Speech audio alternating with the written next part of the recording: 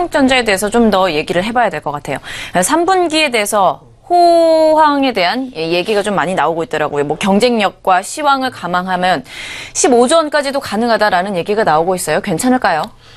네, 일단 질러본다는 표현을 좀 쓰기 조심스럽지만 2분기가 상당히 그 영업이익 기준으로 14조가 돌파했고요. 그러다 보니까 3분기는 아마 부정적으로 실적을 얘기하기 어려울 정도로 상당히 시장이 좀 뜨거워졌다 이렇게 보겠습니다. 어쩌면 이 가운데서 증권사 모 애널리스트가 나와서 2분기는 좋아졌지만 3분기는 예상보다 부정적일 수 있습니다. 이런 어떤 반대 사이드 의견 나와야 되는데요. 삼성전자 반도체 담당 애널리스트들의 어떤 영업 추정치가 예상보다 비슷하고 그리고 목표가도 큰 차이 없이 비슷하게 움직이고 있다는 것은 욕은 먹더라도 같이 먹겠다. 그런 어떤 동반자적 파트너십이 좀 있지 않나. 그런 관점으로 삼성전자의 어떤 방향성을 오히려 증권사 반도체 애널리스트들이 좀 헷갈리게 하고 있다. 이렇게 좀 말씀을 좀 드려보도록 하겠습니다. 자, 3분기 영업이익 추정치가 15조에 대한 코멘트가 나왔습니다만 이와 관련돼서는 아직까지 반대적인 얘기는 할 수 없는 것 같습니다. 무엇보다도 10월부터 이제 7월부터 9월까지 어떻게 보면 서머 시즌이 들어오기 때문에 그 부분을 가봐야 되겠지만 일단 2분기 넘어서 3분기는 지금보다 더 좋을 것 같다. 이것들이 현재까지 추정적인 팩트라고 보면 좋겠습니다. 다만 여기서 한 가지 좀 팩트를 보셔야 될 것 같습니다. 자, 삼성그룹의 오너가 지금 어떻게 보면 병환 중에 있고요. 어떻게 보면 이제 이재용 삼성전자 부회장이 현재 옥고 중에 있는데 우리가 삼성 오너에 대한 리스크를 좀 있는 것은 아닌가 이런 좀 판단하셔야 될 것 같고요. 자, 삼성전자 그 이재용 삼성전자 부회장이 2월 달에 구치소에 들어갔을 때 자, 그 당시에 반도체 애널리스트 이렇게 얘기했습니다. 삼성그룹이 앞으로 쭉쭉 나가야 되는데 오너가 결국 옥고 중에 있다면 그만큼 경제적 그 M&A도 이런 판단이 못할 것이기 때문에 삼성전자의 주가와 실적이 하락할 것입니다. 이런 평가를 가지는데요. 자, 이후에 주가가 급등했습니다. 앞서서 말씀하셨던 것처럼 삼성그룹이 올 한 해 90조 이상의 그 상당히 이익을 봤다는 것은 지난 2월 달에 반도체 담당 애널리스트들이 삼성전자 이재용 부회장이 그 구치소에 그 입감할 때 결국 했던 얘기가 지금은 좀 안 맞는다는 평가를 가지고 있지만 중요한 것은 어떻게든 오너가 없다면 삼성전자의 방향성은 좀 퀘션 마크가 있다. 이런 부분들 다시 한번 강조해 드릴 것 같습니다. 우리가 2분기에 좀 취하셔야 될 것 같은데요.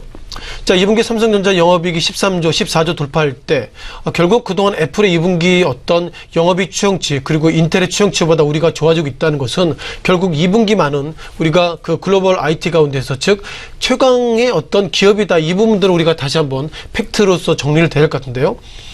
다만 좀 팩트가 바뀌고 있습니다.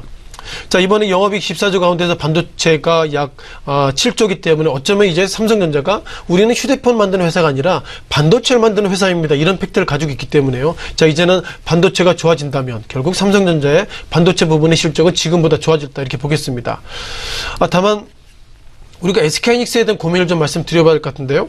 SK하이닉스가 이 시각 현재 약 100원 정도 하락한 68,900원이고요. 우리가 지난달에 이런 얘기 있었죠. 자, 도시바 메모리 관련돼서 한국, 미국, 일본이 합쳐가지고 이제 SK하이닉스가 반도체 부분을 결국 인수의 일정 파트너십을 참석한다. 이것이 지난주 얘기인데요.